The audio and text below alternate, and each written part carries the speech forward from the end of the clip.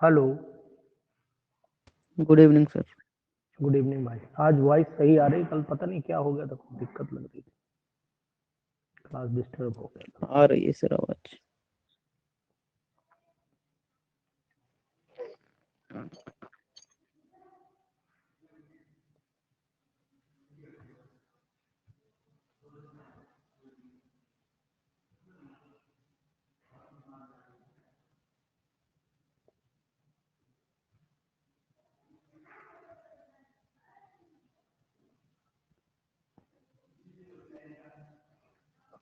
कल हम लोग यहाँ तक पहुँच पाए थे और इसी को कंटिन्यू कर रहा हूँ आज जल्दी से। और कल आपका मैंने टेस्ट लगा दिया, 8 से 10 का टेस्ट है, 100 क्वेश्चन का है। सुन लीजिएगा, कोई बट नहीं है, कोई रिएक्शन नहीं, कोई ऑप्शन नहीं, ठीक है। मतलब अब हम आपकी बातों को डिस्कशन नहीं करेंगे, डिस्कशन करेंगे टेस्ट को। कल देखिए टाइम वही रहेगी 8 से 10, 2 घंटे का टेस्ट है, 100 क्वेश्चन का टेस्ट है, मिक्सअप दिया है।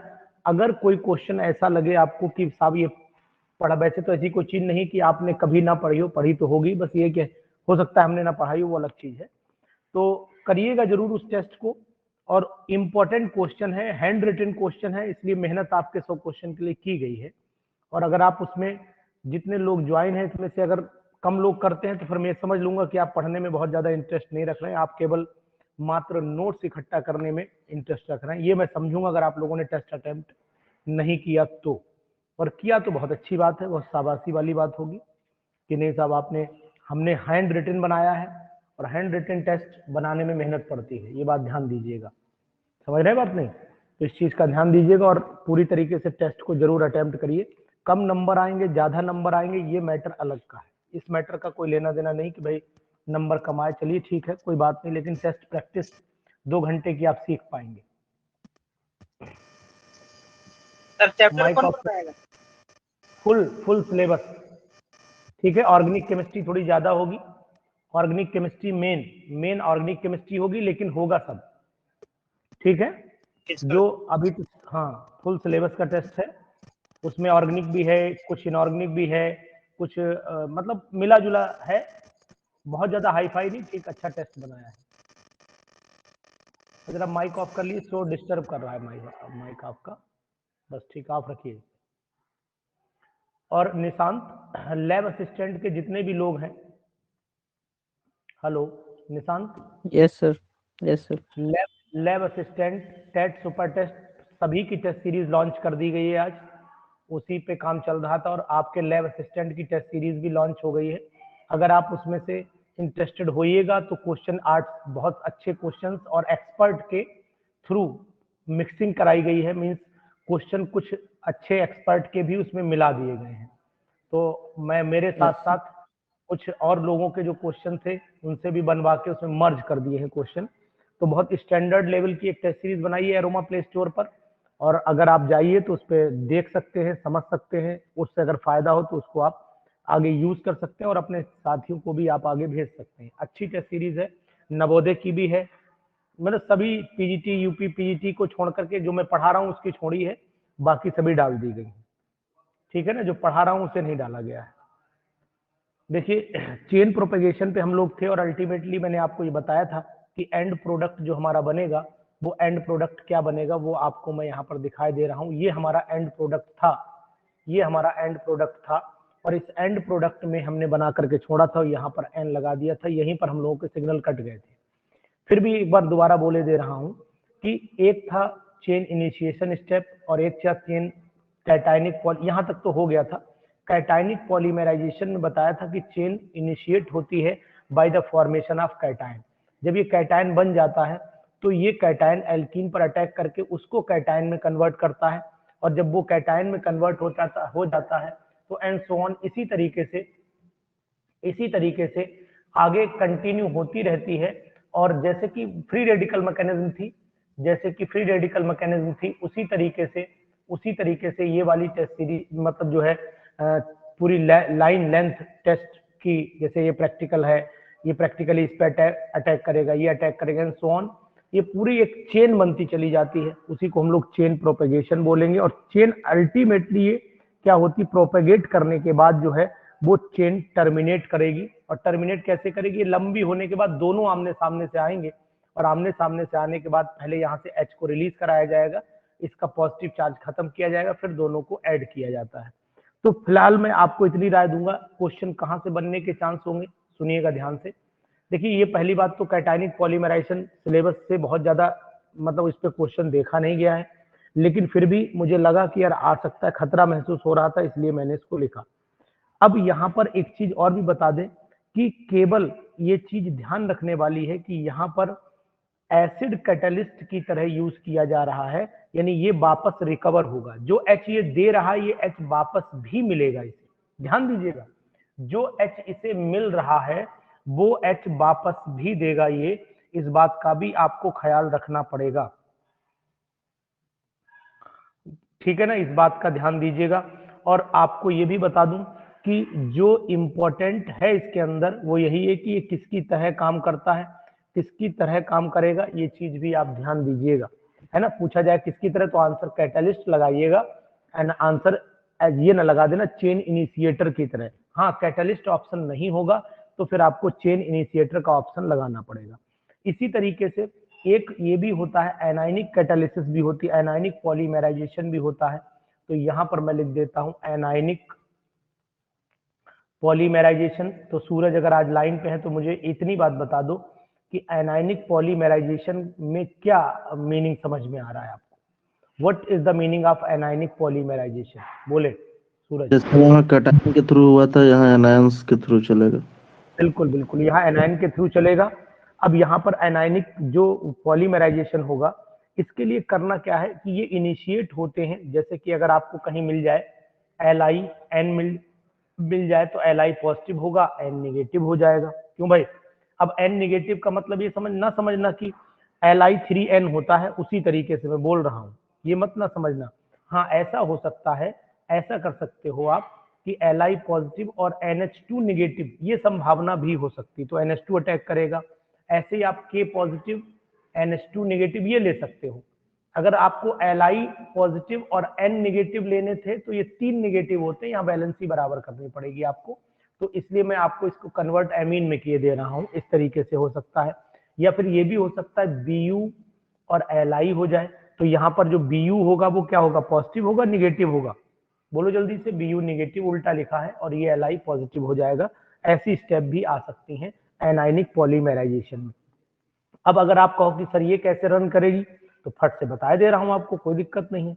यहाँ पर चेन इनिशिएशन होगा, चेन इनिशिएशन होगा, और ये चेन इनिशिएशन इसी एनायन के थ्रू होगा। सुनते रहेंगे, आज कल एंड होने को था लेकिन कुछ कारण ये हुआ कि दिक्कत नेटवर्क की हो गई, नहीं तो कल ये मैं इसे फिनिश कर देता। ये Bu हो गई, माइनस Li पॉजिटिव हो गया, और यहाँ पर मैं इसे अटैक करा देता हूँ। चलिए इस वाले कंपाउंड में CH, और यहाँ पर आप लटका दीजिए बेंजीन। इस कंपाउंड का नाम बताओगे?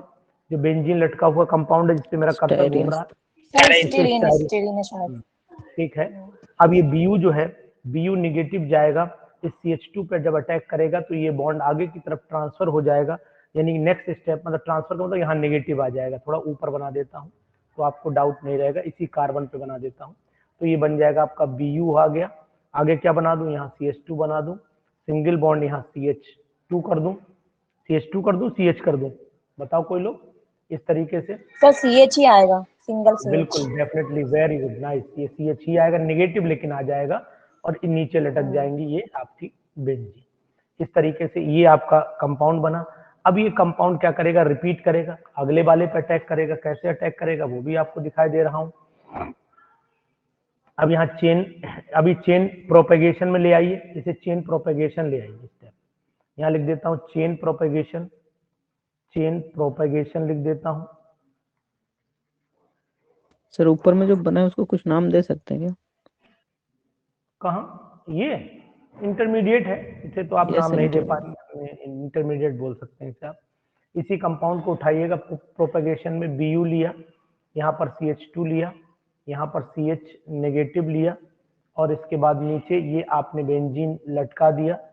और यहाँ पर क्या हुआ? यहाँ पर फिर आप इसी का ये वाला हिस्सा लिख दीजिए, CH2 double bond CH, single bond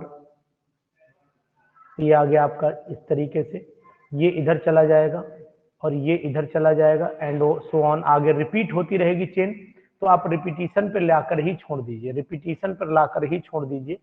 जब रिपीटिशन पे छोड़ेंगे तो कैसे छोड़ेंगे, एक स्टेप बना दे रहा हूँ CH2 CH, ये वाली स्टेप रिपीट होगी हर बार में, ये वाली स्टेप रिपीट होगी, चाहे आप ऊपर बना लो और चाहे नीचे बना लो, यही स्टेप सूरज बार बार यही तो रिपीट होगी। बताओ यार, एक बार तो हाँ करो, यही स्टेप बार हाँ बार सर। रिपीट होगी। इसे हम लोग पॉलीस्टाइरीन के नाम से भी जानते हैं। जैसे पॉलिस्टर एक कपड़ा आता था, याद है आपको पॉलिस्टर कपड़ा आता था, पॉलीस्टाइरीन। हाँ तो सर। पॉलीस्टाइरीन वही पॉलिस्टर कपड़े को बड़ा फेमस था बचपने में। हम लोग आपके टाइम पे तो नहीं, लेकिन हमारे टाइम पे पॉलिस्टर कपड़ा बड़ा लोग खरीदा करते थे, है ना। इसी तरीके से क्या होगा, ये चेन टर्मिनेट भी बार बार जब रिपीट होगी तो लंबा मॉलिक्यूल जो बनेगा आपस में कंबाइन करके और ये टर्मिनेट हो जाएगी। तो मेन स्टेप इसकी यही दोनों है, इन्हीं दोनों स्टेप पे आपको फोकस करना है। अब मैं आपको एक चीज और बताना चाहूंगा जो बहुत इंपॉर्टेंट है। एक टर्म आपको वल्कनाइजेशन ऑफ रबर पता था, आपने मुझे खुद बताया। सर जो बीयू लिखे है वो ब्यूटाडाइन है क्या? क्या चीज? जो बीयू नहीं, माइनस Li प्लस ब्यूटाइल है, ब्यूटाइल ब्यूटाइल है, ब्यूटाइल। ब्यूटाडाइन नहीं, ब्यूटाइल है। अब यहाँ पर क्या करना है भैया कि आपने एक टर्म पढ़ा था वल्कनाइजेशन ऑफ रबर। क्या होता है ये वल्कनाइजेशन ऑफ रबर, कुछ बताएंगे मुझे, जल्दी बोलिए। क्रॉस। सर नेचुरल रबड़ पे 2 से 3% सल्फर को मिक्स किया जाता है उसको हार्ड बनाने के लिए, उसको वल्कनाइजेशन कहते हैं। यानी कि vulcanisation rubber is the process of hardening of rubber by natural rubber by heating with sulphur. Sulphur के साथ जब हीट करते हैं then the molecule becomes cross linked. Sulphur के थ्रू मॉलिक्यूल क्रॉस लिंक हो जाते हैं और क्रॉस लिंक होने के बाद जो है जो कंपाउंड बनता है उसी को हम लोग क्या बोलते हैं, वल्कनाइज्ड रबर बोलते हैं। अब इसी में एक टर्म हाथ के हाथ और पढ़ा देता हूं, बताओ थर्मोप्लास्टिक और थर्मोसेटिंग प्लास्टिक क्या होती है। What is thermoplastic and thermosetting plastic, जल्दी बोलिए, इंपॉर्टेंट टर्म Thermoplastic आएगा। which can be remolded on heating, thermosetting which cannot be remolded on heating. Thermoplastics होते हैं यानी they can be change into desired shape, ये शेप में change कर सकते हैं बाय हीटिंग इट। लेकिन थर्मोसेटिंग प्लास्टिक जो होती है, थर्मोसेटिंग प्लास्टिक जो होती है, थर्मोसेटिंग थर्मोसेटिंग प्लास्टिक जो होती है वो एक बार जैसी बन गई फिर वैसी ही रहेगी, दूसरे में चेंज वो नहीं की जा सकती है, दूसरे में चेंज नहीं की जा सकती मींस हार्ड हो जाती है। अब इसमें एग्जांपल अगर थर्मोप्लास्टिक के पूछोगे तो वही एग्जांपल आ जाएंगे भाई, पॉलीथीन आ जाएगा, सबसे फेमस एग्जांपल पता है पॉलीथीन है। अगर आप चाहो तो पीवीसी का एग्जांपल दे सकते हो, है ना, पीवीसी बहुत है, टेफ्लॉन का एग्जांपल ले सकते हो। ये सब ऐसी हैं जो जैसे चाहो वैसे चेंज कर दो, पेन भी ले सकते हो, पॉली एक्राइलो नाइट्राइल भी ले सकते हो आप, एंड सो ऑन। बाकी आप समझदार है, पॉलिस्टर जो अभी लिखा था वो भी इसी में आ जाएगा, पॉलीस्टाइरीन भी इसी के अंदर आ जाएगा। तो ये आप ध्यान रखना पड़ेगा। अब थर्मोसेटिंग कौन सी होती है, जैसे बेकेलाइट, कल बात हो ही रही थी हम लोगों की, बेकेलाइट हो गई, मेलामाइन हो गई, बेकेलाइट हो गई, मेलामाइन हो गई, और बताओ फॉर्मेल्डिहाइड यूरिया हो गई एंड सो ऑन। ये सब थर्मोसेटिंग प्लास्टिक के अंदर चले जाते हैं और बहुत हार्ड होते हैं, है ना। फॉर्मेल्डिहाइड, मेलामाइन, फॉर्मेल्डिहाइड, रेजिन भी लिख सकते हो, यूरिया फॉर्मेल्डिहाइड भी लिख सकते हो, टेरिलीन भी हो सकता है, टेरिलीन भी हो सकता है, ध्यान दीजिएगा।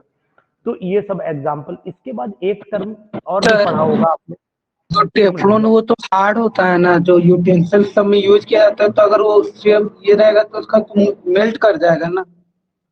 अच्छा अब आप ये बताइए कि क्या बर्तन टेफ्लॉन के होते हैं, टेफ्लॉन की कोटिंग होती है? कोटिंग रहता है तो अगर टेफ्लॉन की ये कोटिंग होती है पर सर वो ना गर्म होते होते निकलने लगती है, इसलिए अच्छा वो ये बताओ, थर्मोप्लास्टिक है। हाँ हाँ ठीक कह रही हो। ये बताओ क्या कहते हैं साहू जी, अगर बर्तन को, गर्म बर्तन को ब्रश से रगड़ दिया जाए तो क्या रुकी रहेगी या फिर बर्तनों पे परमानेंट बनी रहती है?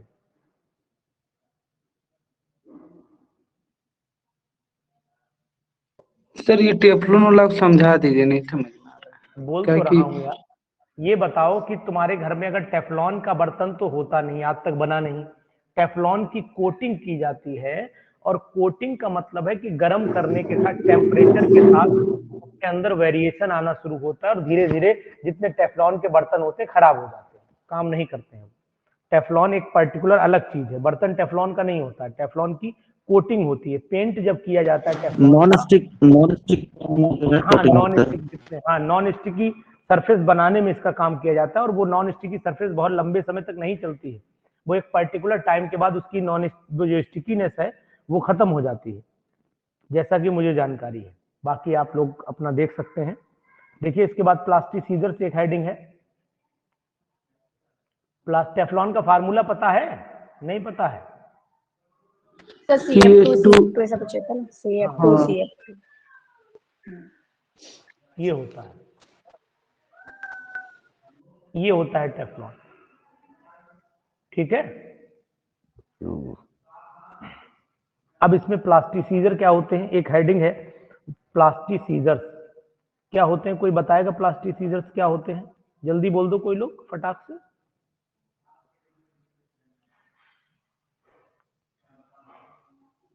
नहीं पता।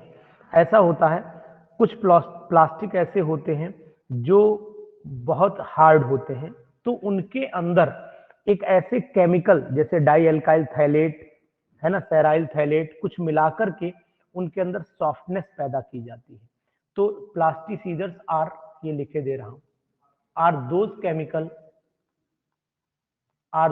केमिकल substances which, ये उल्टा हो गया उसका बल्कनाइजेशन का, which are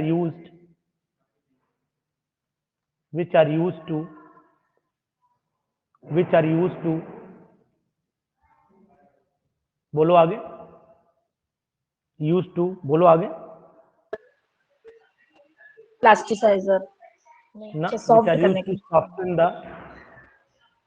soften the plastic और rubber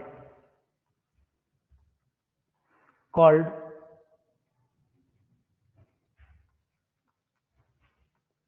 प्लास्टिसीजर्स। एग्जाम्पल ध्यान रखना बस, एग्जाम्पल में बताओ, अभी मैंने बोला भी था ब्यूटाइल थैलेट, डाइब्यूटाइल थैलेट बोला था। एन, हाँ हाँ एन ब्यूटाइल थैलेट लिखो, N butyl phthalate, di alkyl या डाई इथाइल लिख सकते हो, di alkyl phthalate,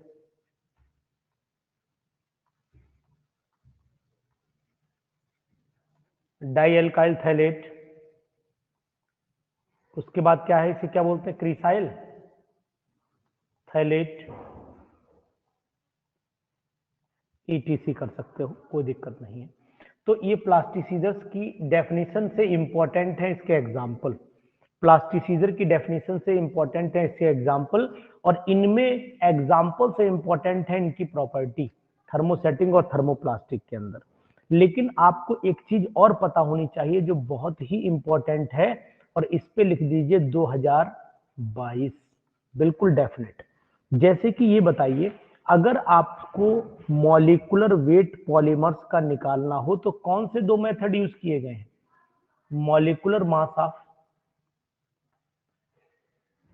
molecular weight या mass of polymers can be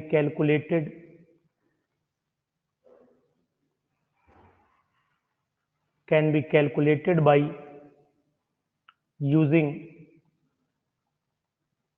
two methods। बताओ सूरज, two methods।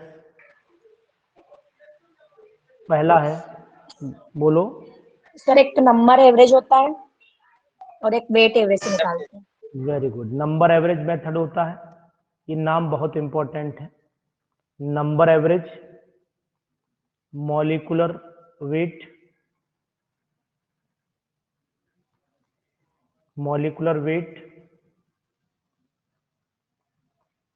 और दूसरा होता है, बोलो, wait average.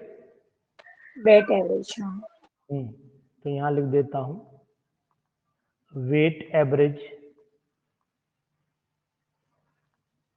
Molecular wait.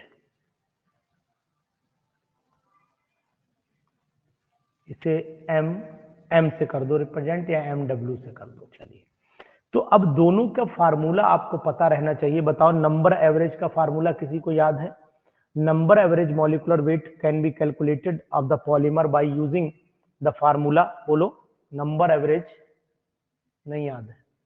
Number average sir याद तो नहीं, पर वो M1 N1 से ही निकालते होंगे, अपॉन N1 ऐसा कुछ, हाँ, बस या वही सारे सेम है, पॉलीमर्स का। जी बिल्कुल। Number average molecular wait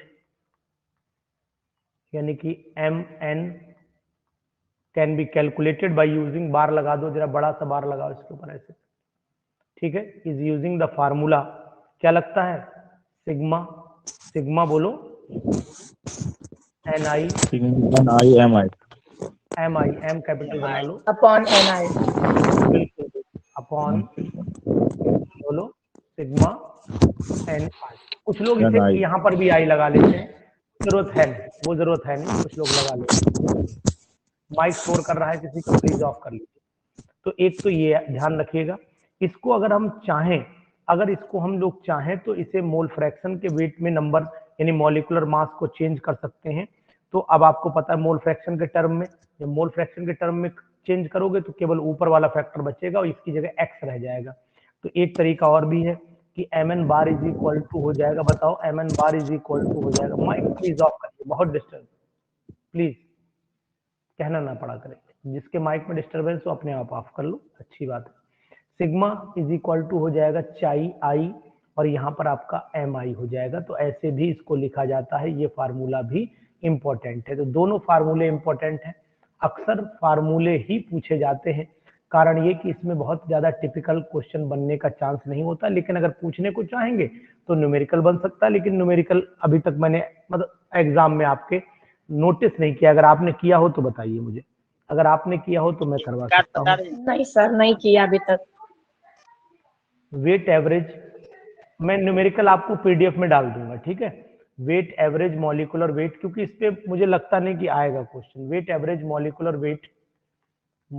wait is equal to MW bar is equal, बता इसलिए दे रहा हूं क्योंकि थोड़ा सिलेबस से भी ये हट जाता है, बहुत चीजें नहीं भी हैं। NI हो जाएगा, यहाँ पर MI का क्या हो जाता है, स्क्वायर हो जाता है, और यहाँ सिग्मा NI और MI हो जाता है, इसे ऐसे रिप्रेजेंट करते हैं। इसका फार्मूला मुझे एक ही याद है, तो मैं आपको एक ही बता रहा हूँ, और इनमें से उम्मीद है कि अगर आएगा तो केवल यही पूछ सकते हैं कि फार्मूला कौन सा यूज किया गया है, कौन सा मेथड जो है दोनों में से बेस्ट मेथड माना जाता है। तो ये बात आपको मुझे बतानी पड़ेगी कि which method is best method as out of these two methods.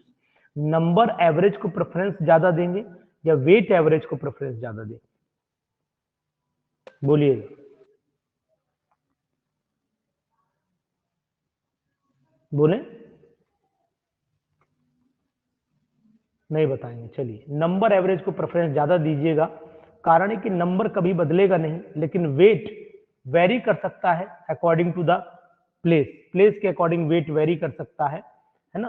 तो ये बात ध्यान रखिएगा कि यहाँ पर हम लोगों को नंबर एवरेज पर ध्यान देना पड़ेगा, वेट एवरेज को उतना प्रेफरेंस नहीं देंगे। इसके बाद हम लोगों को एक टॉपिक जो डिस्कशन करना है वो एक एक करके मैं बात करूंगा कंपाउंड्स की। सबसे पहले मैं एक कंपाउंड डिस्कशन करने जा रहा हूं, जरा सुनते रहिएगा, ध्यान से माइक ऑफ कर लीजिए। सबसे पहला कंपाउंड है पॉलीथीन, सुनिए ध्यान से और समझिए। सबसे पहला कंपाउंड हमारे पास में पॉलीथीन है। पॉलीथीन का हमने अभी डिस्कशन किया था, पॉलीथीन का भी हमने डिस्कशन किया था। ये ईथीन का पॉलीमर माना जाता है, और ये दो कैटेगरी में डिवाइड भी होता है।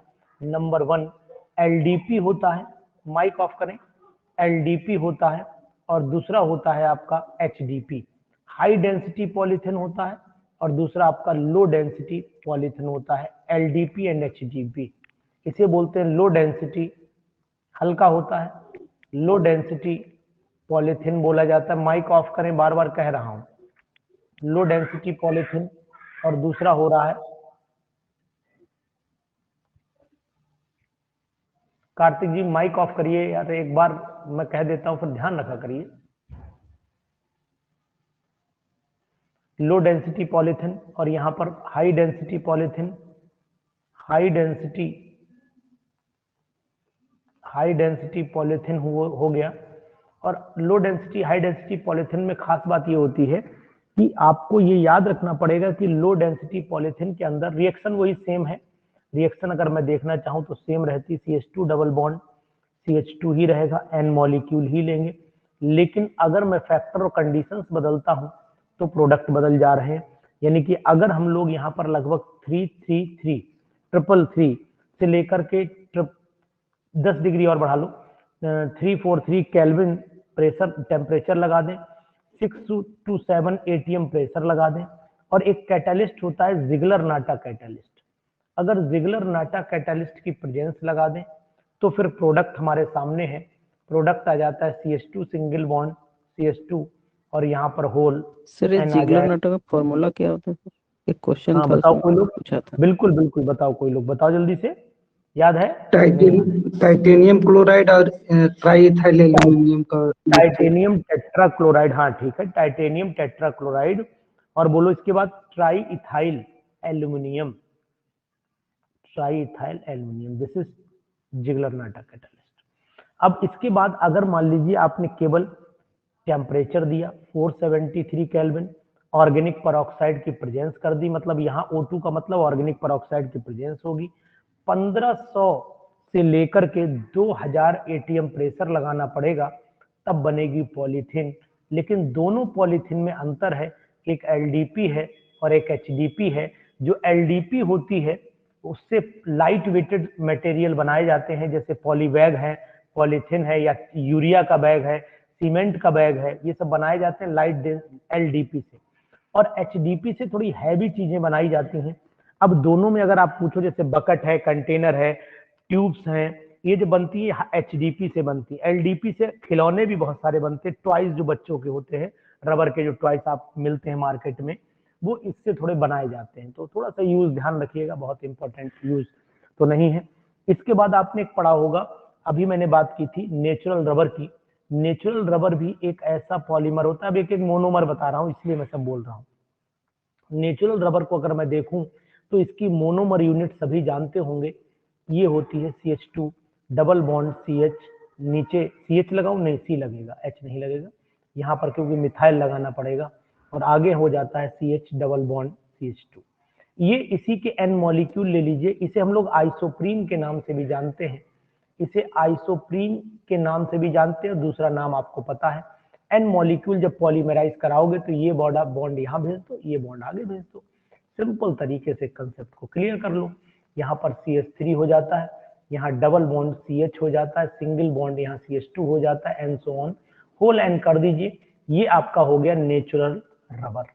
अब अगर मैं नेचुरल रबर से सिंथेटिक रबर बनाना चाहूं तो भगवान ने आपको बुद्धि दी है, CH3 की जगह पे Cl लगा देना, सिंथेटिक रबर बन जाएगी।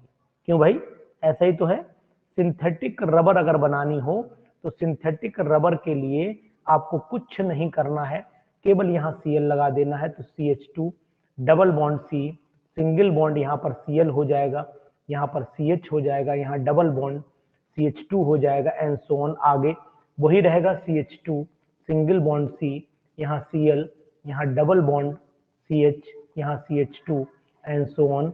ये आपका सिंथेटिक रबर, इसे हम लोग क्लोरोप्रीन के नाम से भी जानते हैं, क्लोरोप्रीन कहलाती है ये क्लोरोप्रीन हो गई, और इधर बन गई आपकी नियोप्रीन, इधर बन गई आपकी नियोप्रीन। इस तरीके से ध्यान दीजिएगा, है ना। अब इसमें ऑर्गेनिक परऑक्साइड की प्रेजेंस आपको रखनी है। अगर आप प्रेजेंस चाहते तो यहाँ एरो पे पॉलीमराइज लिख दीजिए।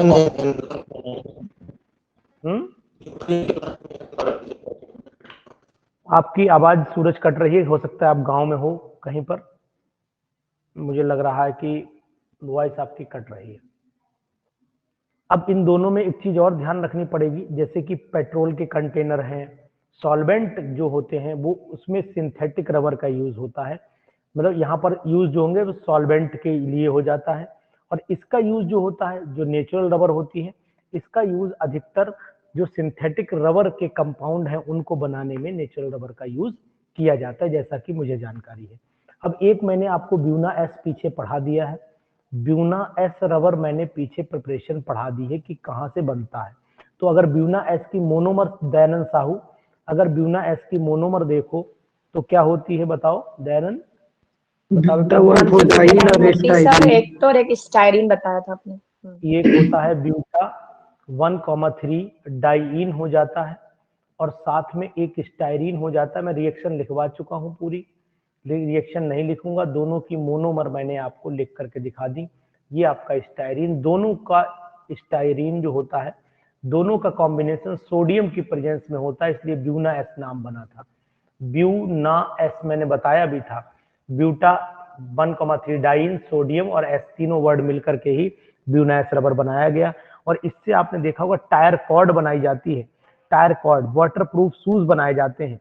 तो ये बहुत जल्दी खराब नहीं होती ब्यूना एस रबर, ये चीज ध्यान देना पड़ेगी। इसी के बाद एक है पॉलीएक्राइलोनाइट्राइल, पेन के नाम से फेमस है पॉलीएक्राइलोनाइट्राइल। तो ब्यूना एन भी होता है? हाँ अभी बताएंगे ब्यूना एन भी बताएंगे। ब्यूना एन में कुछ नहीं करना, सीएन यहाँ पर सीएन लगा देना, ठीक है। चलिए अब आपने टोक दिया तो यही बात खत्म कर देते हैं उसकी भी। मैं एक्चुअली में पेन के बाद बताने के मूड में था, अब आपने यही टोका है तो यही खत्म कर देता हूँ। ये हो गया ब्यूना एन, और एन का मतलब है नाइट्राइल से है, तो ये तो ऐसा ही रहेगा CH2 double bond CH single bond CH double bond CH2। इसके साथ में यहाँ CH2 डबल बॉन्ड CH, नीचे क्या लगा दें, CN लगा देते हैं, बाकी सब कुछ यही रहेगा। ये आपका ब्यूना एन बन जाएगा, यानी बेंजीन की जगह पे CN लगा देना, ब्यूना एन अपने आप आ जाएगा। और इसके भी यूजेज जो होते हैं वो टायर के जो ऊपर की रबर होती है वो भी बनाई जाती है, और ब्यूना एन के बहुत सारे जो है वो वाटरप्रूफ मटेरियल, मतलब लगभग समवॉट जो है पर्पज दोनों का लगभग एक ही आता है। और इसके बाद हम बोल रहे थे कि पेन बोल रहे थे, पेन की फुल फॉर्म आपको पता ही होगी, पॉलीएक्राइलोनाइट्राइल। पेन की फुल फॉर्म आपको पता होगी पॉलीएक्राइलोनाइट्राइल, यानी यहाँ CH2 डबल बॉन्ड CH, यहाँ पर CN लगा दीजिए, है ना। इसके N मॉलिक्यूल ले लीजिए, अभी आपको पीछे बताया भी था, CH2 सिंगल बॉन्ड CH, आगे बॉन्ड कंटिन्यू हो जाएगा, CH आगे बॉन्ड कंटिन्यू हो जाएगा, और यहाँ पर होल N हो जाता है, होल N हो जाएगा। इसे कहते हैं पॉलीएक्राइलोनाइट्राइल। यहाँ पर आप मतलब इसको लिख सकते हैं। और इसका अगर आप यूज जानना चाहें कि सर इसका यूज क्या है, तो आपको जानकारी दे देता हूँ। ये एक्चुअली में थोड़ा हार्ड होता है, हाई मेल्टिंग पॉइंट होता है इसका, इसीलिए इसको ब्लैंकेट्स बनाने में, बाथिंग जो सूट होते हैं उनको बनाने में इसका यूज किया जाता है। वाटर रेजिस्टेंट भी माना जाता है इसे, तो वो यूज रहते हैं, ये ध्यान रखिएगा। इसी तरीके से एक आपको ये भी याद होगा PEA, मटर, PEA बताओ भाई, फुल फॉर्म बताओ कोई लोग।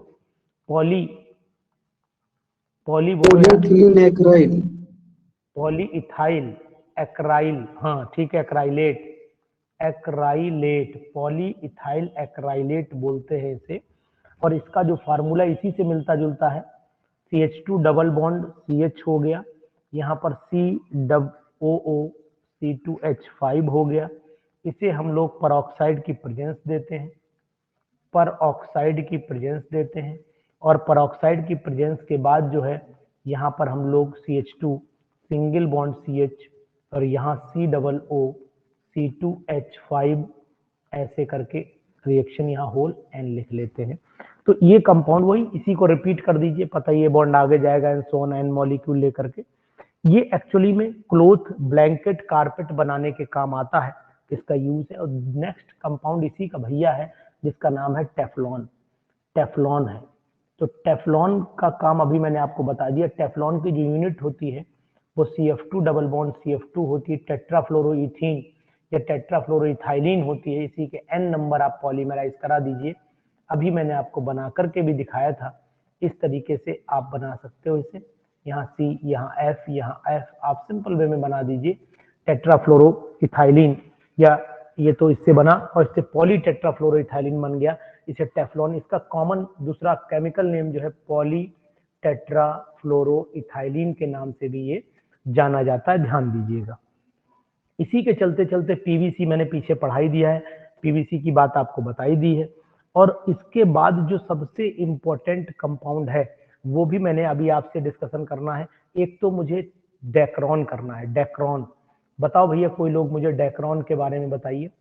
डेक्रॉन, अभी तक मैंने सब एडिशन वाली बात कर रहा था, अभी तक मैं एडिशन की बात कर रहा था, अब बात करूंगा टेरिथेलिक एसिड और इथिलीन ग्लाइकोल को मिला के बनाया जाता है।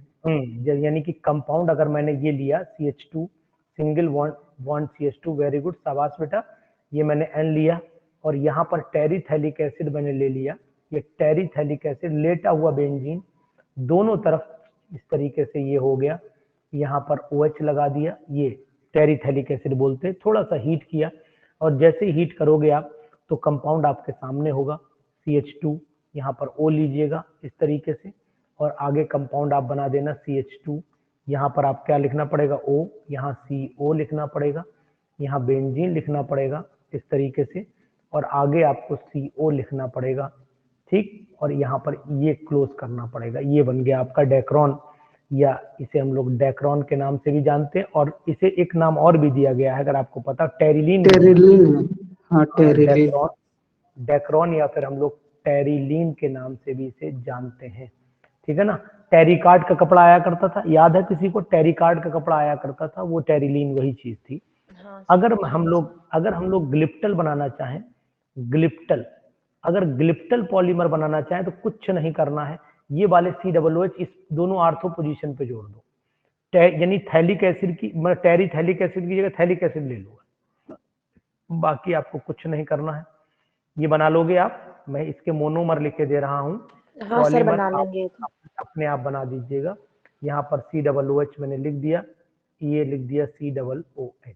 अब आप इसे ओपन करके बढ़िया से फुल तरीके से अच्छे से बना, दोनों वही H2O निकाल देना, आगे कंटिन्यू वही रिंग, खाली पोजीशन बदलना है। इसे जो बनेगा, इससे जो प्रोडक्ट बनेगा वो आपका ग्लिप्टल बनेगा। यहाँ पर आप ग्लिप्टल का स्ट्रक्चर बना दीजिएगा। ग्लिप्टल बना लेंगे, नहीं बना लेंगे? बन जाएगा ना? हाँ सर, बना लेंगे। चलिए, इसके बाद एक कंपाउंड, ठीक है, एक कंपाउंड है नाइलॉन 6,6। ये बताइए, ये भी मैं बता चुका हूँ आपको, नाइलॉन 6,6 कैसे बनता है? सर, ये तो बता दिया था, बताया था ना। इसमें हाँ 6 सर, 6 हेक्सामेथानिल डायमीन और एडिपिक हाँ, एसिड। ये नाइलॉन क्यों नाम रखा गया ये भी आपको पता होगा। एक बचा था इसमें कंपाउंड, बताओ नाइलॉन क्यों नाम रखा गया? नाइलॉन 6 केवल बचा था। सिर्फ न्यूयॉर्क और लंदन के नाम से। इसके बाद जो नाइलॉन 6 है, इस नाइलॉन 6 में यूज करते हैं सूरज कैप्रोलैक्टम, जो आप मुझे बता रहे थे उस दिन, है ना। ये कंपाउंड है, इस तरीके से हम इसको कैप्रोलैक्टम कोई बनाएंगे। देखो बैलेंसी आप पूरी करना, बताना कि सर गलत है सही है। यहाँ पर ऐसे लिया मैंने, यहाँ पर ऐसे लिया और ये ऐसे, ये कैप्रोलैक्टम कहलाता है। 5 कार्बन होने चाहिए, 1 2 3 4 5 और एक ये खुद हो गया 6, पूरा बन गया। इस कैप्रोलैक्टम को क्या करना है, इसे ओपन कर देना है, मतलब इसे पॉलीमेराइज करा देना है। और जैसे ही पॉलीमेराइज कराएंगे तो पॉलीमेराइजेशन एरो पे लिख दो, यहीं से तोड़ दो इसे। जैसे तोड़ोगे तो ये आपका एक NH हो गया, एक बॉन्ड फ्री हो गया। फिर आगे CH2 कितनी बार लिखना पड़ेगा? 5 बार। तो मैं होल कर दे रहा हूँ इसे 5 और आगे CO लिखे दे रहा हूँ। ये आपका नाइलॉन, इसमें 6 ही कार्बन की यूनिट बार बार रिपीट होती है, इसीलिए इसे क्या बोलते हैं? नाइलॉन 6 बोलते हैं, केवल नाइलॉन 6 केवल बोला जाता है। अब आपसे उम्मीद करूंगा कि एक नाइलॉन और भी होता है, नाइलॉन 2,6 होता है। इस नाइलॉन का स्ट्रक्चर आप मुझे बना करके बताइएगा कि सर ये नाइलॉन 2,6 है, ठीक है? कोई बता पाएगा नाइलॉन 2,6? नाइलॉन 4,4 भी होता है ना? हाँ होता है, मुझे नाइलॉन 2,6 चाहिए, बताएं। हाँ सर, नाइलॉन 2,6 में ना एक तो ग्लाइसिन होता है, एक प्रोडक्ट, मतलब सॉरी रिएक्टेंट, और एक सर अपना क्या होता है सर? Amino कैप्रियोक acid. हाँ, अब याद है। अमीनो कैप्रोइक एसिड या फिर दूसरा कोई कंपाउंड? दूसरा कौन सा है मुझे नहीं पता सर, मेरे को तो ग्लाइसिन के बाद एमिनो कैप्रियोक एसिड ही होगा वो तो। ठीक बोल रही हो, परेशान ना हो, ठीक बोल रही हो। यानी कि एडिपिक एसिड, कैप्रोइक एसिड की जगह अगर आप बोलोगी, बताओ भाई, दोनों की जगह आपको क्या ध्यान देना है? आपको ये ध्यान देना है कि NH2 आपने ग्लाइसिन तो यूज कर दिया, ग्लाइसिन में क्या रहता है बताओ? ग्लाइसिन का फार्मूला बोलो। सर ग्लाइसिन का फॉर्मूला क्या था? हाँ सर NH2 ठीक है, याद ही नहीं आता। NH2 CH2 COH भी होता है उसमें, COOH, यही होता है ग्लाइसिन, यही होता है ना? अब इसकी रिएक्शन किससे करा दें? देखो घबराने वाली इसमें क्या बात है, इससे कराना है ना इससे रिएक्शन। सर वो याद ही नहीं रहते, याद करते रिएक्शन पर याद ही नहीं रहती है। अरे याद तो है, देखो नाम बता रही हो, फिर ये घबरा रही हो, यहाँ से वाटर निकाल दो, चलने दो आगे, फिर कंटिन्यू हो जाएगी। जो तुम बोल रही हो सही बोल रही हो, परेशान ना हो। ये ग्लाइसिन हो गया, ग्लाइसिन हो गया, और ये क्या हो गया? अमीनो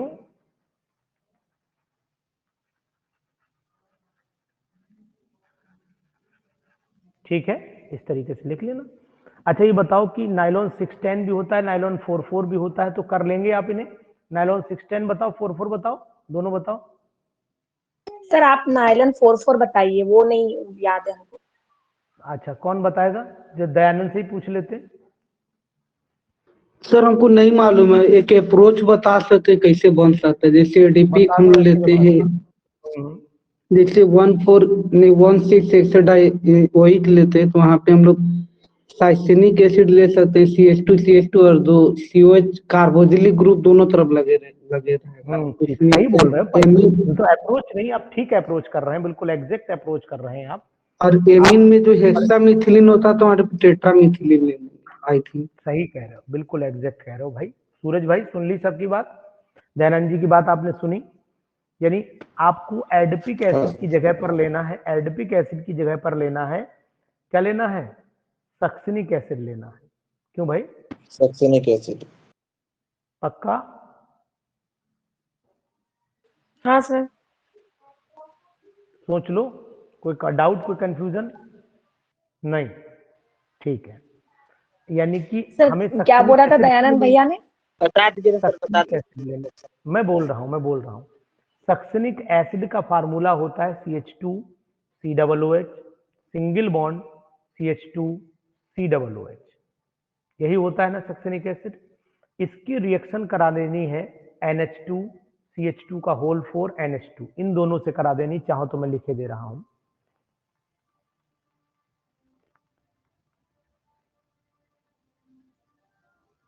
NH2 आगे क्या लिखूं? CH2 का होल 4, हाँ ठीक है, NH2। Tetra methylene diamine, tetra methylene diamine, इसकी रिएक्शन करा देनी इस कंपाउंड।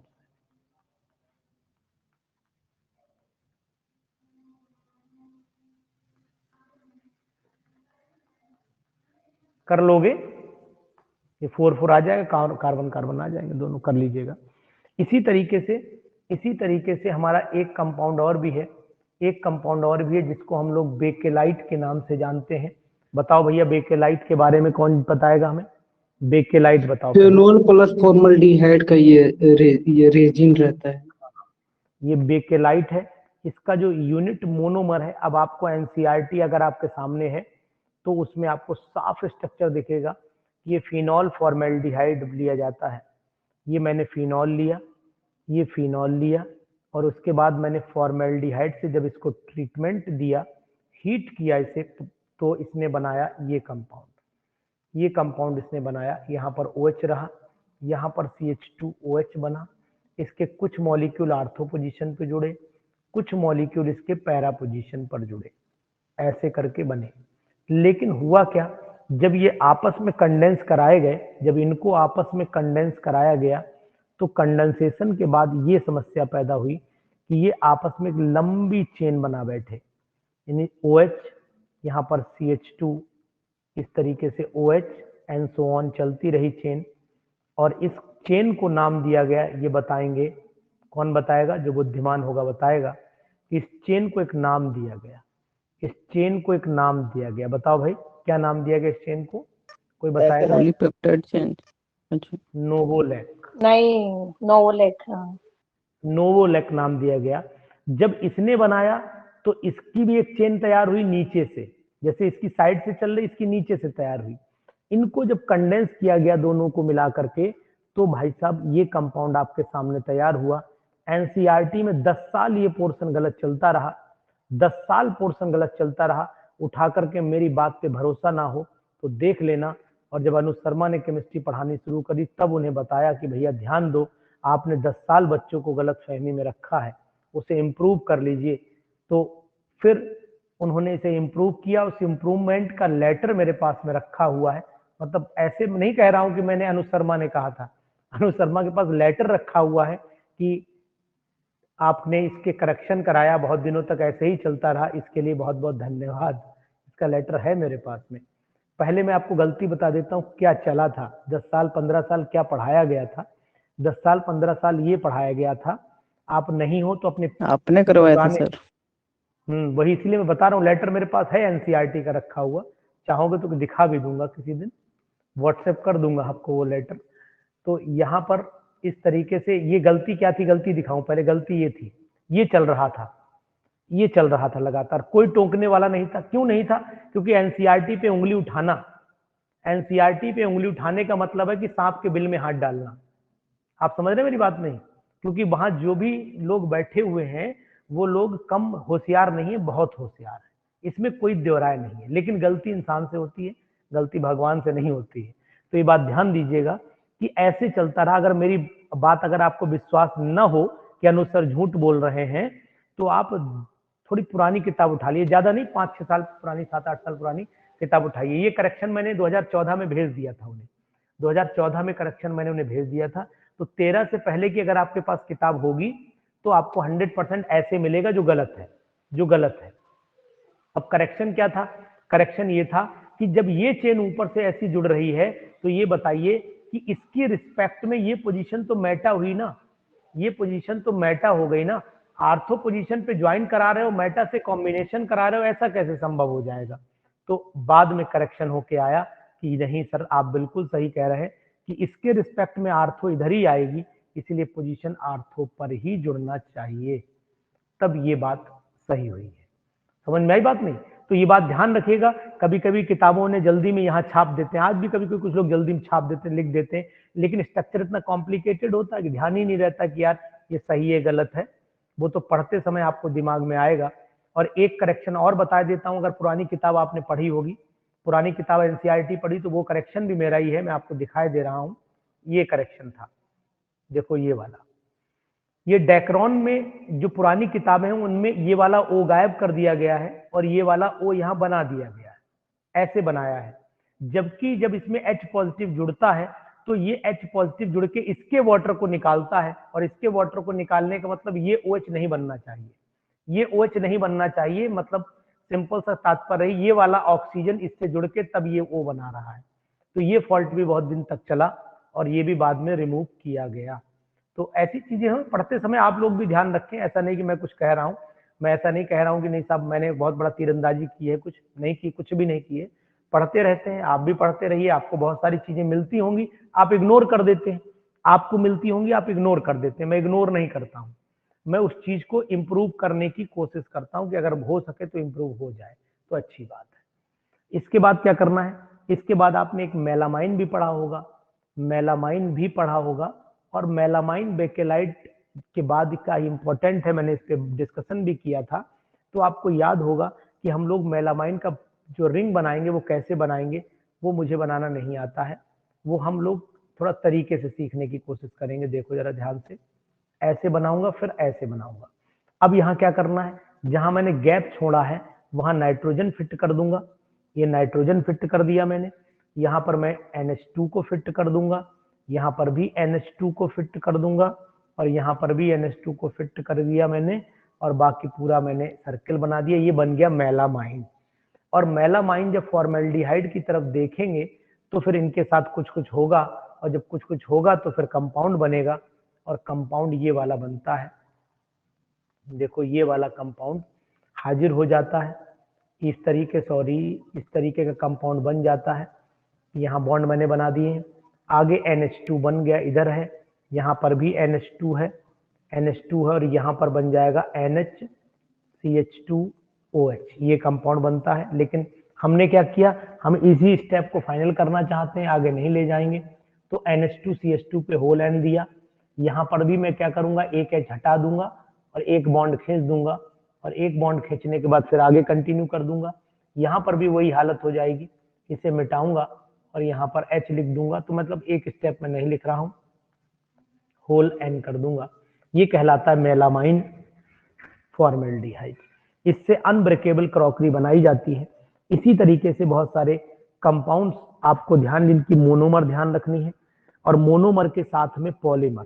जैसे पेपर में पूछ लिया जाए, बताओ बेटा, अगर मान लो पेपर में पूछ लिया गया कि इथाइलिन ग्लाइकॉल और टेरिथैलिक एसिड किसके मोनोमर है, किसके मोनोमर है? डेक्रोन। सर अभी आप बताया था हमने लिप्टल ग्लिप। नहीं अच्छा। सर आपने बोला इथिलीन ग्लाइकॉल और थैलिक एसिड ना?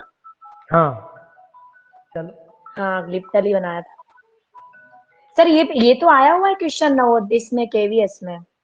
तो मैं तो आया हुए पढ़ा रहा हूँ ना, बेआया कौन सा पढ़ा रहा हूँ? हाँ, अच्छा ठीक हाँ है सर, ना। 2018 के पेपर में आया हुआ है क्वेश्चन। सर मेरे पास 3 क्वेश्चन है, उसका बता दीजिएगा। किसका? पॉलीमर का है? हाँ पॉलीमर से ही।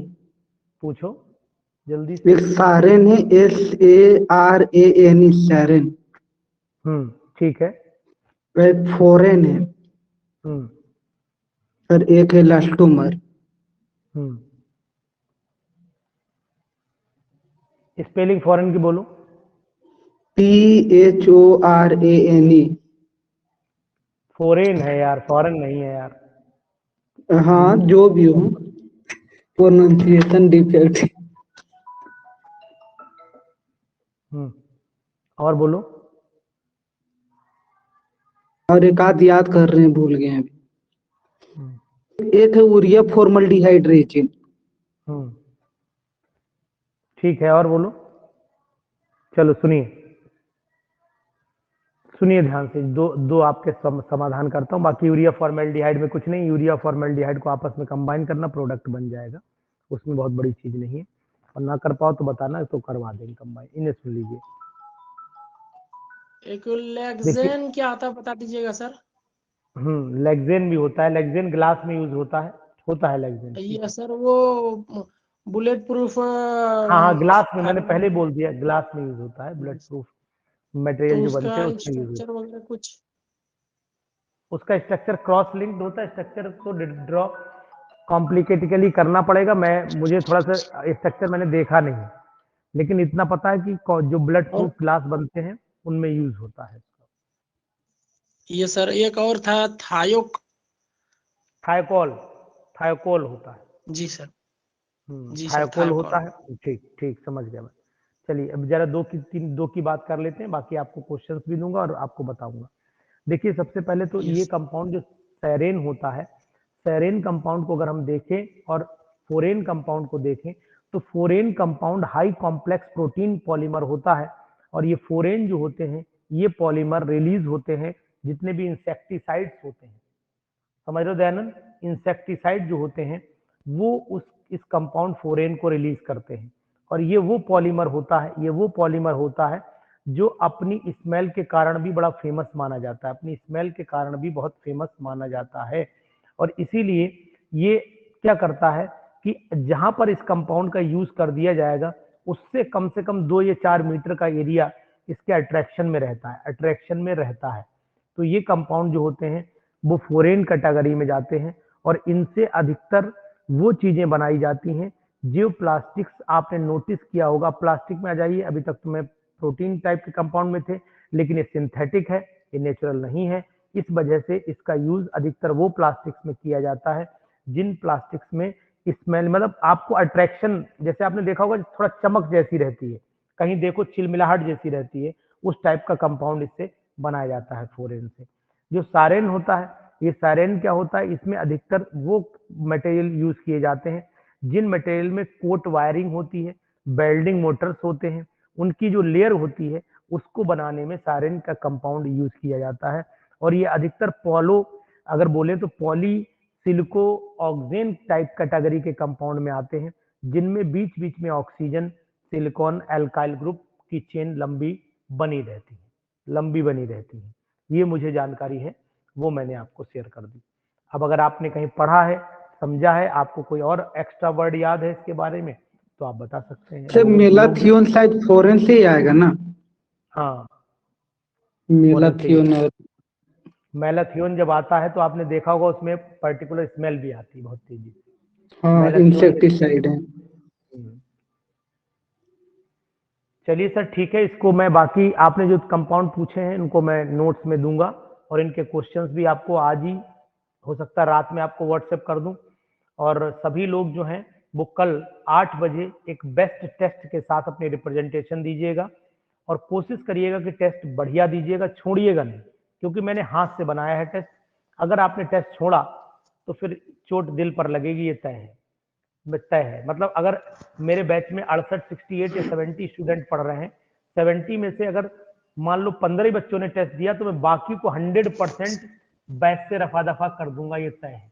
क्योंकि जिस 100 क्वेश्चन हाथ से लिखने में मेहनत पड़ती है, 100 क्वेश्चन हाथ से लिखने में मेहनत पड़ती है, ठीक है, और उसके बाद आप टेस्ट ना दीजिएगा तो फिर शायद ये बहुत ही शर्मिंदगी की बात होगी। सर कम नंबर आ गया तो नहीं बोलिएगा। नहीं, नंबर कम से मतलब नहीं है, अटेम्प्ट करने का मतलब टॉपिक का है, मेरे को तो पता ही क्योंकि नहीं हम बहुत स्पीड में बनाते हैं क्वेश्चन को। अरे वो सब छोड़ो सर, टॉपिक बता दो। टॉपिक आपको मैंने बता दिया, मिक्स होगा, जिसमें ऐसे कह सकते हैं कि ऑर्गेनिक भी है, थोड़ी सी चैप्टर शुरुआत के भी हैं, हाँ मतलब गैसेस स्टेट के भी हैं, जो मैंने पढ़ाया वही है, अधिकतर जो मैंने पढ़ाया वही। तो सारा आपने तो टाइम ही नहीं बद दिया हमको रिवाइज के। अरे कोई नहीं, मैंने कल से कह रहा हूँ, कल भी तो मैंने कहा तो नहीं होगा ना सर इसी नहीं, आप परेशान ना होइए। इसी टाइम में 8 से 9 होगा सर। 8 से 10 2 घंटे 10 इसी टीच मैप पर ही सर। हाँ सेम ऐप पर, ठीक है। सर इलेक्ट्रोकेमिस्ट्री से क्वेश्चन नहीं होंगे ना? अगर होंगे तो छोड़ दीजिएगा, परेशान ना होइएगा, तो छोड़ दीजिए, आ जाए तो कर दीजिएगा। और सर हम जमील बोल रहे हैं सर कि हम व्हाट्सएप ग्रुप पे नहीं है, ये जो झारखंड पीजीटी वाला है सर। आप हमसे फोन पे बात करिएगा सर, फोन पे बात करिएगा, ठीक है सर। थोड़ी देर बाद? अभी नहीं, अभी तो क्लास लूंगा मैं, अभी इसके बाद बात करिए। हाँ तो कल क्या बजे सर? कल करीब 11-12 बजे बात करिए, 11 बजे करिए, व्हाट्सएप करिएगा, ठीक है। अच्छा ठीक है सर। ओके।